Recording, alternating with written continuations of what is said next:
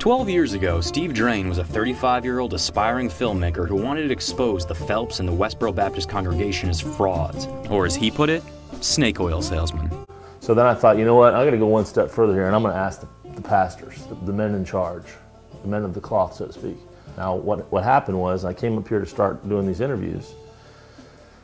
They threw me a curveball. I was supposed to interview a lot of other people and then work my way up to Gramps and talk to him there toward the end. Well, when I was halfway between here and Lawrence, driving over here for my first day, they said, Gramps wants to talk now. Pastor Phelps wants to talk now. And sat down with him, and we only stopped to change tape. It was still mini DV back then. Well, I talked to that guy for 4 hours. That interview was just so badass. So I went back to Florida, and I researched every answer that they gave for every single thing that they gave. And this sounded like these guys weren't going to give a false answer. It sounded like these guys weren't going to pervert the scripture. It's in fact what it was. Is it true that you first came here as a documentary filmmaker?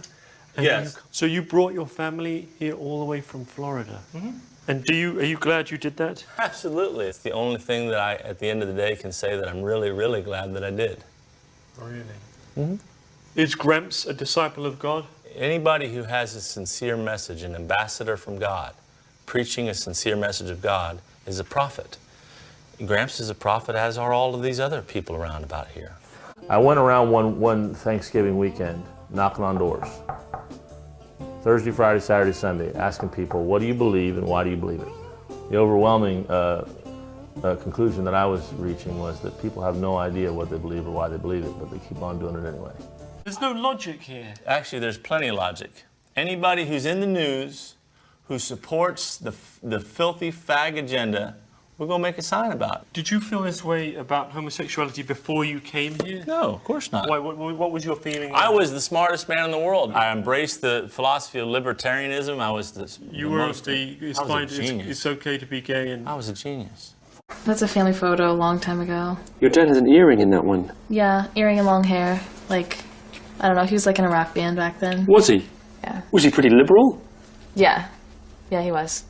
Like, I don't know. He had a lot of interesting friends. What had your dad been doing for a living when you were growing up? He was still in school a lot of the time when I was growing up. He was still, like, he did different majors. He was a professor and of, like, philosophy, Western civilization. He did film. He has so much potential. Like, he's good at so many things. He's so well-rounded. But he just chose to get caught up in this crazy church that's where he's manifesting his ego, is there, and in this place where he can feel like he's right and everyone else is wrong.